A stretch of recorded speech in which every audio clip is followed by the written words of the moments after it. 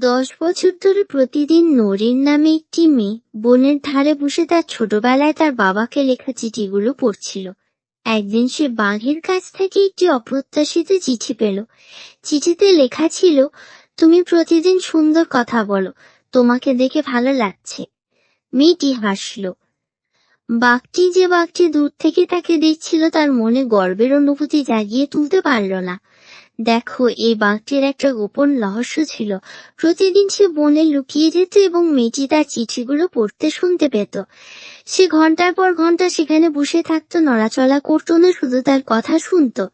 আর সে কখনো তাকে লক্ষ্য করতো না। একদিন বাঘটি তার জন্য একটি চিঠি রেখে যাওয়ার সিদ্ধান্ত নেয়। সে জানতো না যে সে কিভাবে প্রতিক্রিয়া জানাবে, কিন্তু সে আশা করেছিল যে সে বুঝতে পারবে। তাই সে লিখেছিল, তুমি প্রতিদিন সুন্দর কথা বলো, তোমাকে দেখে ভালো লাগছে। এবং তারপর সে চিঠিটি তার দরজায় রেখে পালিয়ে যায় এবং মেয়েটি তাকে দেখার আগেই পালিয়ে যায়। মেয়েটি চিঠিটি খুঁজে পায় এবং হাসে।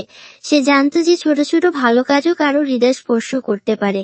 আর সেই কারণেই এত বছর পরে সে বনে যেতে থাকলো এবং তার বাবাকে লেখা চিঠিগুলো পড়ে।